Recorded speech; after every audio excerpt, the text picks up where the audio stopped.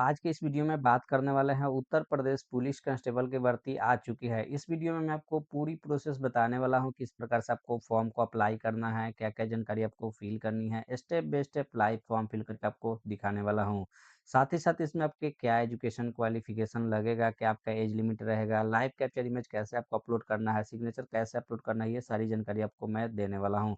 दोस्तों वीडियो को अंत तक बने रहे। दोस्तों फॉर्म स्टार्ट करने से पहले अभी तक मेरे चैनल को सब्सक्राइब नहीं किया तो सब्सक्राइब करें, लाइक करें और दोस्तों के साथ शेयर करें, जिससे आने वाली सारी अपडेट आपको मिल सके।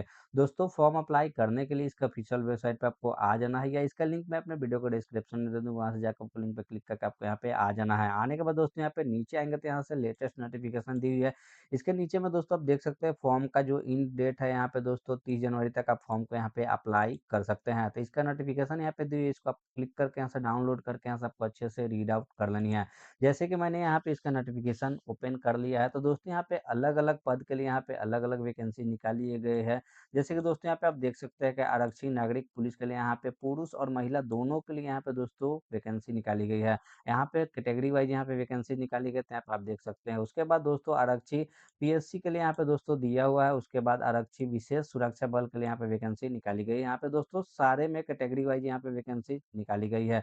उसके बाद यहाँ पे महिला बटालियन के लिए यहाँ पे निकाली गई है। आरक्षी घुड़सवार पुलिस के लिए यहाँ पे निकाली गई है। जेल वार्डर के लिए यहाँ पे पुरुष के लिए निकाली गई है, और यहाँ पे जेल वार्डर महिला के लिए भी दोस्तों निकाली गई है। तो यहाँ पे दोस्तों आप देख सकते हैं कि यहाँ पे कैटेगरी वाइज यहाँ पे वैकेंसी निकाली गई है। उसके बाद यहाँ पे दोस्तों आवेदन के समय सीमा यहाँ पे दिए हुए कि आवेदन के समय सीमा यहाँ पे आप 30 जनवरी तक फॉर्म को अप्लाई कर सकते हैं, और यहाँ पे आवेदन शुल्क जो है आप 30 जनवरी तक यहाँ पे दोस्तों पे कर सकते हैं।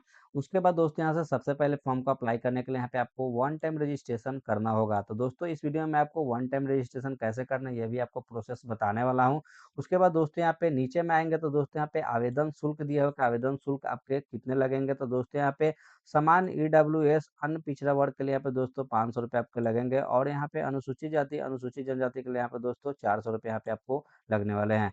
उसके बाद दोस्तों यहाँ पे नीचे आएँगे तो यहाँ पे दोस्तों आपके शैक्षिक अर्हता दी हुई है कि आपके शैक्षिक अर्हता क्या होनी चाहिए। तो अगर आपने इंटरमीडिएट कर लिया है तो आप इस फॉर्म को आप अप्लाई कर सकते हैं। उसके बाद दोस्तों यहाँ पे नीचे आएँगे तो यहाँ पे आयु सीमा दी हुई है कि आयु सीमा यहाँ पे पुरुष और महिला दोनों के लिए यहाँ पे दी हुई है। तो पुरुष के लिए न्यूनतम आयु दोस्तों 18 वर्ष होनी चाहिए, और मैक्सिमम जो है यहाँ पे 22 वर्ष यहाँ पे होनी चाहिए। तो दोस्तों यहाँ पे जन्म दिया हुआ है कि जन्म कितना से कितना होना चाहिए। 2 जुलाई 2003 से पहले का जिसका डेट ऑफ बर्थ है वो फॉर्म को अप्लाई नहीं कर सकते, और जिसका 1 जुलाई 2007 के बाद जिसका डेट ऑफ बर्थ है वो यहाँ पे फॉर्म को अप्लाई नहीं कर सकते हैं। उसके बाद यहाँ पे दोस्तों महिला का भी दिया हुआ है कि महिला का भी दोस्तों यहाँ पे 18 वर्ष न्यूनतम होना चाहिए, और यहाँ पे 25 वर्ष यहाँ पे अधिकतम दोस्तों दी हुई है। दोस्तों यहाँ पे जो आपके एज काउंट किए जाएंगे वो 1 जुलाई 2025 तक आपका एज काउंट किया जाएगा। उसके बाद दोस्तों यहाँ पे नीचे आएँगे तो दोस्तों यहाँ पे देख सकते हैं कि यहाँ पे दोस्तों श्रेणी वाइज़ यहाँ पे दी हुई है, कब से आपका आयु दिया हुआ है, कब से कब तक आपका होना चाहिए। जितने भी वैकेंसीज़ है, सारे वैकेंसीज़ में यहाँ पे दी हुई है। उसके बाद दोस्तों यहाँ पे वैवाहिक इस परिस्थिति यहाँ पे दी हुई है, तो इसको आपको अच्छे से रीड आउट कर लेनी है। उसके बाद फॉर्म को अप्लाई करने के लिए इसका ऑफिशियल वेबसाइट पे आपको आ जाना है। आने के बाद दोस्तों यहाँ पे सबसे पहले आपको वन टाइम रजिस्ट्रेशन यहाँ पे आपको करना होगा। तो वन टाइम रजिस्ट्रेशन करने के लिए रजिस्टर हियर दिस पे आपको क्लिक करनी है। क्लिक करते अगला पेज आपका ओपन हो जाएगा। तो यहाँ से आपको कॉन्टैक्ट डिटेल यहाँ पे आपको फिल करनी होगी। तो सबसे पहले यहाँ से आपको ईमेल एड्रेस यहाँ से आपको फिल करनी है। जो आपका ईमेल एड्रेस एक्टिव है वही यहाँ पे आपको फिल कर लेनी है। फिल करने के बाद यहाँ से जनरेट ईमेल ओटीपी करनी है। ईमेल पे आपका 6 डिजिट के ओटीपी जाएंगे, उस ओटीपी को यहाँ पे आपको फिल कर लेनी है। उसके बाद यहाँ से मोबाइल नंबर इसमें आपको फिल कर लेनी है। फिल करने के बाद यहाँ से जनरेट मोबाइल ओटीपी करनी है। आपके मोबाइल पे 6 डिजिट के ओटीपी जाएंगे, उस ओटीपी को इसमें आपको फिल करनी है। फिल करने के बाद यहाँ से वेरीफाई एंड प्रोसीड दिया, इस पे आपको क्लिक करके यहाँ से वेरीफाई कर लेनी है। प्रोसीड पे क्लिक करते ही आपका यहाँ पे ओटीपी सक्सेसफुली वेरीफाई हो जाएगा। तो दोस्तों यहाँ पे आएंगे नीचे में आता है वेरिफिकेशन के नीचे यहाँ पे चेक बॉक्स पे आपको टिक कर लेनी है। टिक करने के बाद दोस्तों यहाँ पे नीचे आएंगे तो यहाँ पे 3 स्टेप दिया हुआ है वेरिफिकेशन करने के लिए। पहला स्टेप है तो वेरिफिकेशन थ्रू आधार दिया हुआ है। दूसरा है वेरिफिकेशन थ्रू डिजी लॉकर, या आपके पास आधार कार्ड और डिजी लॉकर नहीं है तो तीसरा ऑप्शन भी आप यहाँ से सिलेक्ट कर सकते हैं। तो सिलेक्ट करने के लिए यहाँ पे I am not currently register with Aadhaar और डिजी लॉकर, या इस पे आपको क्लिक कर देनी है। क्लिक करने के बाद दोस्तों यहाँ पे आएँगे तो यहाँ पे वेरिफ़िकेशन के यहाँ पे स्टेप दिए हुए हैं कि आप पैन कार्ड के साथ आप वेरीफ़ाई कर सकते हैं या आप ड्राइविंग लाइसेंस के साथ आप यहाँ पे वेरीफ़ाई कर सकते हैं या आप अपने पासपोर्ट के साथ यहाँ पे वेरीफ़ाई कर सकते हैं। तो ये तीनों ऑप्शन में से कोई आपको चूज़ कर लेना है, तो यहाँ से आपको इस पे क्लिक कर देनी है। क्लिक करने के बाद दोस्तों यहाँ पे जैसे कि मैंने पैन कार्ड यहाँ पे सिलेक्ट कर लिया था, यहाँ पे पैन नंबर एंटर करनी होगी, फिर यहाँ पे पैन कार्ड पे जो नाम है यहाँ पे फुल नेम यहाँ पे एंटर करनी होगी। उसके बाद दोस्तों यहाँ पे पैन कार्ड पे जो डेट ऑफ बर्थ है वहाँ इसको यहाँ पे एंटर करनी होगी। एंटर करने के बाद यहाँ पे प्रोसीड पे क्लिक कर देनी है। अगर आपको आधार कार्ड के माध्यम से करना है, तो उसके बाद यहाँ पे आएँगे तो दोस्तों यहाँ पे क्लिक करेंगे नीचे में यहाँ पे तब वेरिफिकेशन थ्रू आधार इस पे आपको क्लिक कर देनी है। क्लिक करने के बाद आपके आधार कार्ड के 12 डिजिट जो आधार कार्ड नंबर होता है यहाँ पे आपको एंटर कर लेनी है। फिर यहाँ पे जनरेट आधार ओटीपी इस पे आपको क्लिक करके उसके बाद में आपके आधार कार्ड में जो मोबाइल नंबर लिंक है उस पे आपके 6 डिजिट के ओटीपी जाएँगे। उस ओटीपी को इसमें आपको फिल करके यहाँ से वेरीफाई एंड प्रोसीड यहाँ पे आपको क्लिक कर देनी है। दोस्तों आधार वेरिफ़िकेशन करने के बाद आपका अगला पेज ओपन हो जाएगा, तो यहाँ पे दोस्तों आपको पर्सनल इन्फॉर्मेशन इसमें आपको फ़िल करनी होगी। तो सबसे पहले यहाँ से आपको नेशनैलिटी आपको यहाँ से चूज़ कर लेनी है। उसके बाद दोस्तों यहाँ पे आएँगे तो यहाँ पे आपके आधार पे जो नाम है वो आ जाएँगे। उसके बाद यहाँ पे आधार पे जो आपके जन्म तिथि है वो आपको उसके अनुसार यहाँ पे आ जाएँगे। यहाँ पे फिर से आपका यहाँ पे लिंग आ जाएगा। उसके बाद दोस्तों यहाँ पे आएँगे तो यहाँ पे फिर से आपको यहाँ से आपका पूरा नाम इसमें आपको 10th के मार्कशीट पे जो है आप यहाँ से आपको एंटर करनी है। फिर यहाँ से आपको जन्म तिथि आपको एंटर करनी है जो कि आपके 10th के मार्कशीट पे आपके होंगे। उसके बाद यहाँ पे आपको जेंडर आपको सिलेक्ट करनी होगी, आपका जेंडर क्या है। उसके बाद दोस्तों नीचे आएँगे तो यहाँ पे आपको फादर्स नेम इसमें एंटर करनी होगी। फिर यहाँ से रीटाइप फादर्स नेम यहाँ पे एंटर कर लेनी है। एंटर करने के बाद दोस्तों यहाँ से प्रोसीड इस पे आपको क्लिक कर देनी है। दोस्तों प्रोसीड करते ही आपका अगला इंटरफ़ेस आ जाएगा, तो दोस्तों यहाँ पे देख सकते हैं कि यहाँ पे दिया है क्रिएट योर पासवर्ड, तो आपको यहाँ से पासवर्ड आपको क्रिएट करना होगा। तो क्रिएट करने के लिए यहाँ पे मिनिमम आपका 8 कैरेक्टर का यहाँ पे पासवर्ड होना चाहिए। उसके बाद दोस्तों यहाँ पे पासवर्ड आपको देना है combination of capital letter, small letter, special character and numbers. आपको इस तरह से आपको क्रिएट करनी होगी, जैसे कि मैंने यहाँ पे दिखाया दोस्तों, यहाँ पे देख सकते हैं कि फर्स्ट लेटर कैपिटल है, उसके बाद स्मॉल है, एक स्पेशल कैरेक्टर है, उसके बाद नंबर है। इस तरह से आपको पासवर्ड यहाँ पे क्रिएट कर लेनी है। उसके बाद यहाँ से कंफर्म पासवर्ड इसमें भी आपको एंटर कर लेनी है। उसके बाद यहाँ पे preview and create an account इस पे आपको क्लिक कर देनी है। करते ही ऐसा पॉपअप आपके पास आ जाएगा, तो दोस्तों यहाँ से आप चेक कर सकते हैं आपने जो डेटा फिल किया था आपका सही-सही है कि नहीं। अगर गलत है तो यहाँ से आपको एडिट पे इस पे क्लिक करके यहाँ से आपको एडिट कर लेनी है। अगर सब चीज़ सही है तो यहाँ से आपको चेक बॉक्स में यहाँ पे आपको टिक करनी है। टिक करने के बाद दोस्तों यहाँ पे क्रिएट एन अकाउंट इस पे आपको क्लिक कर देनी है। क्लिक करने के बाद यहाँ पे प्रोसीड पे आपको क्लिक करनी है। तो रजिस्ट्रेशन कंप्लीट करने के बाद इसके फिर से वेबसाइट पे आपको आ जाना है। आने के बाद दोस्तों यहाँ पे आपको लॉगिन करना होगा। तो लॉगिन करने के लिए यहाँ पे 3 ऑप्शन दिया हुआ है। पहला लॉगिन विथ अकाउंट दिया है, दूसरा लॉगिन विथ आधार आईडी दिया है, लॉगिन विथ डिजिलॉकर। ये तीनों में से कोई एक माध्यम से आप यहाँ से लॉगिन कर सकते हैं। जैसे कि मैंने यहाँ पे लॉगिन विथ अकाउंट करना चाहता हूँ, तो दोस्तों यहाँ पे लॉगिन विथ अकाउंट यहाँ पे आपको चूज़ कर लेनी है। करने के बाद यहाँ से आपको मोबाइल नंबर या ईमेल आईडी यहाँ पे आपको फ़िल करनी है। जो आपने रजिस्ट्रेशन का समय दिया था वो आपको इसमें से आपको दोनों में से कोई एक आपको फ़िल कर देनी है। फ़िल करने के बाद यहाँ से आपको पासवर्ड इसमें आपको फ़िल करनी है। फिर दोस्तों यहाँ पे लॉगिन दिया है, इस पे आपको क्लिक कर देनी है। लॉगिन पे क्लिक करते ही आपका अगला सेक्शन ओपन हो जाएगा। तो दोस्तों यहाँ पे आपको टू फैक्टर ऑथेंटिकेशन यहाँ पे आपको करना होगा। तो टू फैक्टर ऑथेंटिकेशन आप 2 माध्यम से यहाँ से कर सकते हैं। पहला आप सेंड ओटीपी टू मेल कर सकते हैं, सेंड ओटीपी टू फ़ोन आप कर सकते हैं। तो इस पे आपको क्लिक कर देनी है। क्लिक करने के बाद आपके पास 6 डिजिट के ओटीपी जाएँगे आपके मोबाइल पे। उस ओटीपी को यहाँ पे आपको फ़िल कर लेनी है। फ़िल करने के बाद यहाँ पे लॉगिन दिया है, इस पे आपको क्लिक कर देनी है। करते ही यहाँ पे आपका अकाउंट लॉगिन हो जाएगा। उसके बाद दोस्तों यहाँ पे कुछ जनरल इंस्ट्रक्शन दी हुई है, इस इंस्ट्रक्शन को आपको अच्छे से रीड आउट कर लेनी है। उसके बाद नीचे आएँगे तो यहाँ से ऑनलाइन एप्लीकेशन दिया है, इस पे आपको क्लिक कर देनी है। क्लिक करने के बाद दोस्तों यहाँ पे नीचे आएँगे तो उत्तर प्रदेश पुलिस कांस्टेबल की यहाँ पे ऑनलाइन आवेदन शुरू हो चुका है। तो दोस्तों यहाँ पे क्लोजिंग डेट दी हुई है 30 जनवरी 2026 तक आप फॉर्म को अप्लाई कर सकते हैं। अप्लाई करने के लिए यहाँ पे चेक बॉक्स दिया है, इस पे आपको टिक करनी है। टिक करने के बाद दोस्तों यहाँ पे अप्लाई सेक्शन दिया है, इस पे आपको क्लिक कर देनी है। अप्लाई पे क्लिक करते आपका अगला सेक्शन ओपन हो जाएगा। तो ऊपर में आप सारी डिटेल आप देख सकते हैं, जो आपने रजिस्ट्रेशन के समय डिटेल फिल किया था वो सारी डिटेल आपके आ जाएँगे। उसके बाद दोस्तों यहाँ से आपको माता का नाम यहाँ से आपको फिल कर लेनी है। फिल करने के बाद दोस्तों यहाँ पे नीचे आएँगे तो यहाँ से आपको मैरिटल स्टेटस यहाँ से आपको बताना है कि आपका मैरिटल स्टेटस क्या है, अनमैरिड है, मैरिड है, डिवोर्स है, विडो यहाँ से आपको बताना होगा। फिर यहाँ से आपको पूछा जाएगा मूल निवासी का विवरण यहाँ से आपको देना होगा। कि क्या आप उत्तर प्रदेश के मूल निवासी हैं? अगर आप नहीं हैं, तो आप यहाँ से नो करेंगे। उसके बाद दोस्तों यहाँ से आप देख सकते हैं कि चूँकि आप उत्तर प्रदेश के मूल निवासी नहीं, इसीलिए आपको अनारक्षित श्रेणी में माना जाएगा। तो आपको अगर उत्तर प्रदेश के मूल निवासी नहीं हैं, तो आपको यहाँ पे अनारक्षित श्रेणी में यहाँ पे आपको माना जाएगा। अगर आप उत्तर प्रदेश के निवासी हैं, तो आप यहाँ से यस करेंगे। यस करने के बाद यहाँ से आपको डोमिसाइल सर्टिफिकेट डिस्ट्रिक्ट यहाँ से आपको बताना है कि आपका डिस्ट्रिक्ट कौन-सा सर्टिफिकेट आपका इश्यू हुआ है, किस डिस्ट्रिक्ट से हुआ है, यहाँ से आपको बताना होगा। उसके बाद दोस्तों यहाँ से आपको अथॉरिटी की यहाँ से आपको बताना होगा किस अथॉरिटी से आपका जो डोमिसाइल सर्टिफिकेट यहाँ से इश्यू हुआ है, जैसे ADM, city magistrate, DM, SDM, tehsildar यहाँ से आपको बताना होगा। उसके बाद दोस्तों यहाँ से आपको डेट बतानी होगी कि आपका जो डोमिसाइल सर्टिफिकेट है, कब आपका इश्यू हुआ है। यहाँ से आपको डेट इस कैलेंडर के माध्यम से यहाँ से आपको सिलेक्ट कर लेनी है। सिलेक्ट करने के बाद यहाँ पे नीचे आएँगे तो यहाँ से आपको डोमिसाइल सर्टिफिकेट जो एप्लीकेशन नंबर होता है, अगर आपके पास है तो एप्लीकेशन नंबर यहाँ से आप फ़िल कर सकते हैं या आप इसको छोड़ सकते हैं। उसके बाद दोस्तों यहाँ से आपको डोमिसाइल सर्टिफिकेट सीरियल नंबर इसमें आपको फ़िल कर देनी है। फ़िल करने के बाद दोस्तों नीचे आएँगे तो यहाँ से आपको कैटेगरी डिटेल यहाँ पे आपको बतानी होगी। कैटेगरी डिटेल आप किस कैटेगरी से बिलॉन्ग करते हैं, जिस कैटेगरी से आप बिलॉन्ग करते हैं उस कैटेगरी को यहाँ से आपको सिलेक्ट कर लेनी है। सिलेक्ट करने के बाद दोस्तों यहाँ पे नीचे आएँगे तो आपको कैटेगरी सर्टिफिकेट किस डिस्ट्रिक्ट से आपका इश्यू हुआ है, उस डिस्ट्रिक्ट का नाम यहाँ से आपको सिलेक्ट कर लेनी है। सिलेक्ट करने के बाद यहाँ से आपको अथॉरिटी का नाम यहाँ से आपको सिलेक्ट करनी है। किस अथॉरिटी से आपका यहाँ पे सर्टिफिकेट जो है आपका इश्यू हुआ है, यहाँ से आप चूज़ करेंगे। उसके बाद यहाँ से आपको डेट बताना होगा, कब आपका जो सर्टिफिकेट है, कब आपका इश्यू हुआ है, यहाँ से आप डेट बताएँगे। डेट बताने के बाद दोस्तों यहाँ से अगर आपके पास कैटेगरी सर्टिफिकेट का एप्लीकेशन नंबर है, तो आप यहाँ से फ़िल करेंगे या आप इसको छोड़ सकते हैं। उसके बाद दोस्तों यहाँ से कैटेगरी सर्टिफिकेट का सीरियल नंबर इसमें आपको फ़िल कर लेनी है। फ़िल करने के बाद दोस्तों नीचे आएँगे तो यहाँ से आपको पता बताना होगा, जो आपका एड्रेस की डिटेल यहाँ पे आपको देनी होगी, आपका एड्रेस के डिटेल जैसे कि सबसे पहले यहाँ से आपको कोरेस्पोंडेंस एड्रेस यहाँ आपको बताना होगा कि आपका कोरेस्पोंडेंस एड्रेस आपका क्या है। तो सबसे पहले यहाँ से आपको स्टेट या यूटी यहाँ से आपको बताना होगा कि किस स्टेट से आप हैं, यहाँ से आप बताएँगे। उसके बाद यहाँ से आपको डिस्ट्रिक्ट बताना होगा कि किस डिस्ट्रिक्ट से यहाँ से आपको चूज़ करेंगे। चूज़ करने के बाद यहाँ से आपको पता पूरा पता यहाँ से आपको फ़िल करनी है। फ़िल करने के बाद यहाँ से आपको पुलिस स्टेशन यहाँ पे आपको बताना होगा।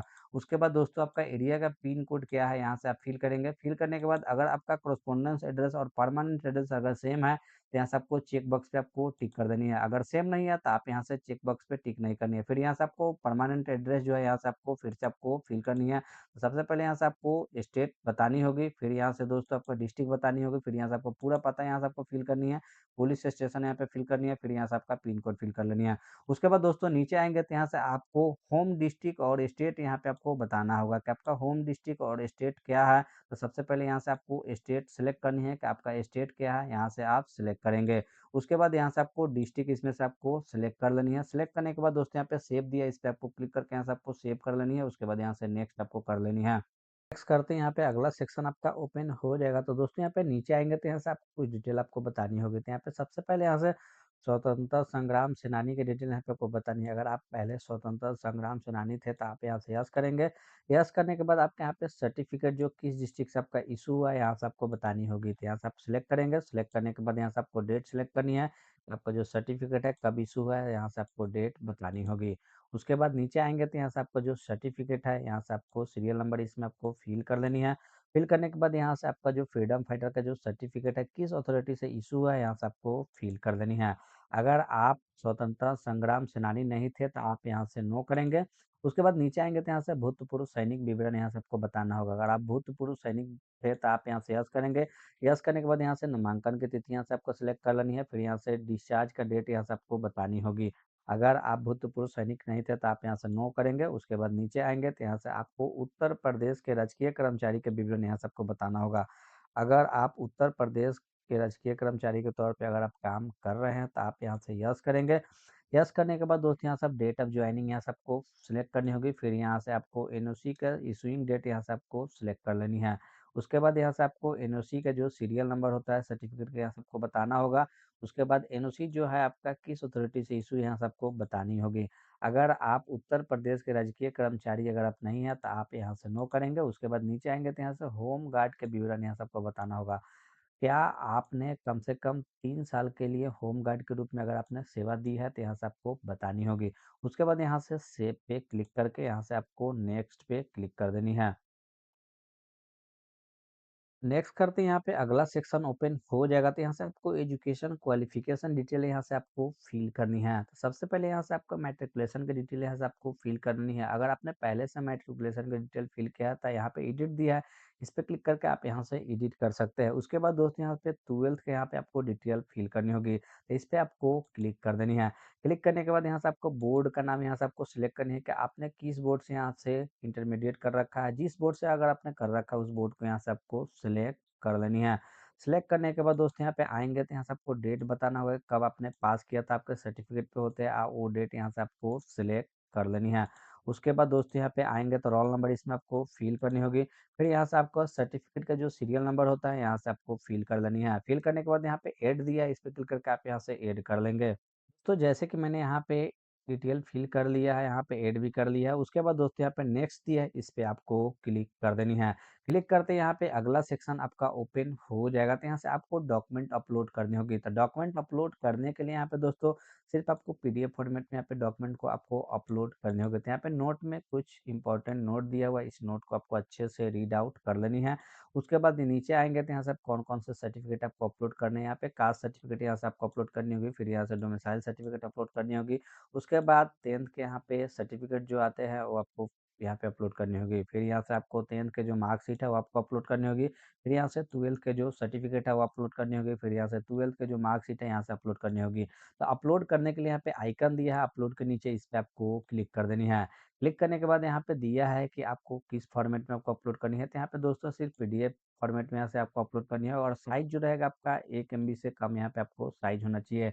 अपलोड करने के लिए यहाँ पे ब्राउज़ पे क्लिक करके यहाँ से आपको सिलेक्ट कर लेनी है फाइल को, उसके बाद यहाँ पे सेव पे करके यहाँ से आपको अपलोड कर देनी है। जैसे कि मैंने यहाँ पे अपलोड कर दी है, अगर आप जो डॉक्यूमेंट अपलोड किए अगर देखना चाहते हैं तो यहाँ पे व्यू दिया है इसके नीचे में, इस पे क्लिक करके आप यहाँ से देख सकते हैं।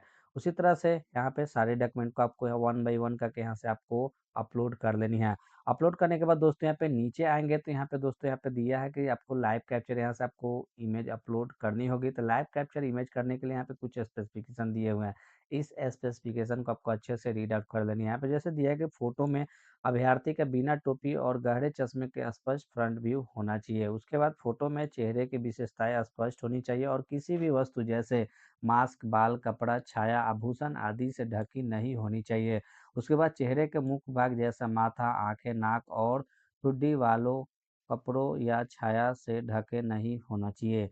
उसके बाद दोस्तों यहाँ पे दिया है यदि अभ्यर्थी चश्मे पहनते हैं तो फोटो में चश्मे पर चमक प्रतिबिंब नहीं होना चाहिए और आंखें स्पष्ट रूप से दिखाई देनी चाहिए। उसके बाद यहाँ पे दिया है कृपया सुनिश्चित करें कि फोटो की पृष्ठभूमि साफ और सादी हो जिससे कोई भी ध्यान भटकाने वाली चीज या वस्तु ना हो। तो दोस्तों यहाँ पे दिया है सैंपल दिया हुआ है, इस पे क्लिक करके दोस्तों यहाँ से आपको सैंपल यहाँ से आप चेक कर सकते हैं। जैसे इस पे क्लिक किया यहाँ पे आप देख सकते हैं, जैसे यहाँ पे कैप आप नहीं पहन सकते, यहाँ पे चश्मा नहीं पहन सकते, यहाँ पे आपको शैडो नहीं होना चाहिए, यहाँ पे ब्लर इमेज आपका नहीं होना चाहिए, यहाँ पे सिंपल में इस तरह से आपको लाइव कैप्चर इमेज आपको करना होगा। लाइव कैप्चर इमेज करने के लिए यहाँ पे नीचे आएँगे तो यहाँ पे लाइव दिया है इमेज, इस पे आपको क्लिक कर देनी है। क्लिक करने के बाद यहाँ से आपका वेबकैम आपका ओपन हो जाएगा। तो दोस्तों यहाँ पे सर्कल दिया है, इस सर्कल के अंदर में आपको फेस को रख लेना है। उसके बाद यहाँ से अपने आई को ब्लिंक करना है। ब्लिंक करने के बाद यहाँ पे कैप्चर दिया, इस पे क्लिक करके आप यहाँ से लाइव कैप्चर इमेज आपको अपलोड कर लेनी है। लाइव कैप्चर इमेज अपलोड करने के बाद नीचे आएँगे तो दोस्तों यहाँ से आपको सिग्नेचर यहाँ पे अपलोड करनी होगी। तो सिग्नेचर के लिए यहाँ पे दोस्तों साइज़ दिया हुआ है कि मिनिमम 5 केबी यहाँ पे होना चाहिए और मैक्सिमम 20 केबी होना चाहिए। 5 से 20 केबी के बीच में आप यहाँ से सिग्नेचर को यहाँ से आपको अपलोड करनी होगा और पिक्सल की बात करें तो पिक्सल यहाँ पे 140x60 पिक्सल यहाँ पे आपका होना चाहिए और यहाँ पे डायमेंशन भी दिया हुआ दोस्तों कि 50 mm x 20 mm यहाँ पे डायमेंशन दिया हुआ है। तो इस डायमेंशन में अपने सिग्नेचर को यहाँ से आपको कर लेना है। करने के बाद यहाँ से ब्राउज़ पे क्लिक करके यहाँ से आपको सिग्नेचर को आपको अपलोड कर लेनी है। जैसा कि मैंने यहाँ पे लाइव कैप्चर इमेज यहाँ पे अपलोड कर लिया है और सिग्नेचर भी अपलोड कर लिया है। आपको भी इसी तरह से आपको अपलोड कर लेनी है। अपलोड करने के बाद यहाँ पे सेव दिया, इस पे आप क्लिक करके यहाँ से आपको सेव कर लेनी है। उसके बाद यहाँ पे नेक्स्ट दिया, इस पे आपको क्लिक कर देनी है। नेक्स्ट पे क्लिक करते हैं, यहाँ पे अगला सेक्शन ओपन हो जाएगा। तो यहाँ से दोस्तों आपको यहाँ पे प्रेफ़रेंस आपको देना होगा। तो प्रेफ़रेंस देने के लिए यहाँ पे नीचे आएँगे तो यहाँ पे टोटल 5 यहाँ पे पोस्ट के लिए एलिजिबल है। तो दोस्तों यहाँ पे प्लस आइकन दिया है, इस पे क्लिक करके यहाँ से आपको प्रेफ़रेंस यहाँ पे वन बाय वन करके यहाँ से आपको सिलेक्ट कर लेनी है। सिलेक्ट करने के बाद दोस्तों यहाँ पे नीचे आएँगे तो यहाँ से दिया है चेक बॉक्स, इस पे आपको टिक कर देनी है। उसके बाद नीचे आएँगे तो यहाँ से आपको कंप्यूटर में ओ लेवल के प्रमाण पत्र के बारे में यहाँ से आपको बताना होगा कि अगर आपके पास कंप्यूटर में ओ लेवल के प्रमाण पत्र है तो आप यहाँ से यस करेंगे। यस करने के बाद उसका पीडीएफ फॉर्मेट में यहाँ से आपको अपलोड करनी होगी जिसका साइज़ होगा 1024 से कम के केबी में आपका होना चाहिए, यहाँ से आपको अपलोड कर देनी है। अगर आपके पास कंप्यूटर में वो लेवल के प्रमाण पत्र नहीं है, तो आप यहाँ से नो करेंगे। उसके बाद नीचे आएँगे, तो यहाँ से आपको पूछा जाएगा प्रादेशिक सेना में सेवा अगर आपने दी है, तो आप यहाँ से यस नो आप कर सकते हैं। अगर आपने दिया है, तो आप यहाँ से यस करेंगे। यस करने के बाद उसका सर्टिफ़िकेट जो होता है, यहाँ से आपको अपलोड करनी होगी। अगर आपने नहीं दिया है, तो आप यहाँ से नो करेंगे। उसके बाद नीचे आएँगे, तो अगर आपके पास यहाँ से एनसीसी के 20 सर्टिफ़िकेट अगर आपके पास आया, तो आप यहाँ से दे सकते हैं। तो यहाँ से आप यस करेंगे। यस करने के बाद उसका जो पीडीएफ फ़ॉर्मेट में यहाँ से आपको अपलोड करनी होगी, जिसका साइज़ होगा 1024 केबी से आपका कम होगा। अगर आपके पास एनसीसी के 20 सर्टिफ़िकेट अगर आपके पास नहीं है, तो आप यहाँ से नो करेंगे। उसके बाद दोस्तों यहाँ पे नीचे आएँगे, तो यहाँ से आपको घोषणा पत्र यहाँ से आपको पढ़ना होगा। इस घोषणा पत्र को आपको अच्छे से रीड आउट कर लेनी है। रीड आउट करने के बाद ये सारे घोषणा पत्र पे चेक बॉक्स पे आपको यहाँ पे टिक कर देनी है। टिक करने के बाद नीचे आएँगे, तो यहाँ से आपको एडिशनल जो है डिटेल यहाँ पे आपको बतानी होगी, यानी कि एडिशनल घोषणा पत्र यहाँ से आपको बताना होगा। तो पहला यहाँ पे दिया है कि मैं घोषणा करता या करती हूँ कि मैं अविवाहित विधवा हूँ या मेरे केवल एक ही जीवित जीवन साथी है, और मैं यह भी घोषणा करता या करती हूँ कि मैंने किसी ऐसे स्त्री पुरुष से विवाह नहीं किया जिससे पहले से ही जीवन साथी जीवित है। तो यहाँ से आपको यस कर देनी है। उसके बाद नीचे आएँगे, तो दूसरा में यहाँ पे घोषणा पत्र दिया है कि मैं घोषणा करता या करती हूँ कि मुझे विधि द्वारा स्थापित किसी भी न्यायालय द्वारा किसी भी दोषी नहीं ठहराया गया। अगर आपको किसी न्यायालय द्वारा अगर आपको दोषी ठहराया गया, तो आप यहाँ से नो करेंगे। अगर आपको दोषी नहीं ठहराया गया, तो आप यहाँ से यस करेंगे। उसके बाद नीचे आएँगे, तो यहाँ पे तीसरा दिया है कि मैं यह घोषणा करता या करती हूँ कि मुझे कभी भी राजकीय सेवा से बर्खास्त या निष्कासित नहीं किया गया, ना ही मेरे सेवाओं को परिवीक्षा अवधि के दौरान समाप्त किया गया है। तो आप यहाँ से यस नो आप यहाँ से कर सकते हैं। अगर आपको निष्कासित किया गया है, तो आप यहाँ से नो करेंगे। अगर आपको निष्कासित नहीं किया गया, तो आप यहाँ से यस करेंगे। यस करने के बाद दोस्तों यहाँ पे नीचे आएँगे, तो यहाँ से आपको प्लेस इसमें आपको इंटर कर लेनी है। इंटर करने के बाद यहाँ से प्रीव्यू एप्लीकेशन दिया है, इस पे आपको क्लिक कर देनी है। रिव्यू करने के बाद ऊपर में आप देख सकते हैं जो आपने डिटेल फिल किया था वो सारी डिटेल आपके आ जाएँगे, तो आप अच्छे से यहाँ से आपको चेक कर लेनी है। अगर आपके डिटेल आपने कोई गलत डिटेल फिल कर दिया है, तो आप यहाँ से एडिट दिया है, इस पे क्लिक करके आप यहाँ से एडिट कर सकते हैं। अगर आपने सही-सही डिटेल फिल किया है, तो यहाँ नीचे में चेक बॉक्स पे आपको टिक करनी है। टिक करने के बाद यहाँ पे सबमिट आपको कर लेनी है। सबमिट करने के बाद आपको पेमेंट करनी होगी। पेमेंट करने के बाद दोस्तों आप एप्लीकेशन को प्रिंट आउट करके अपने पास रख लेंगे।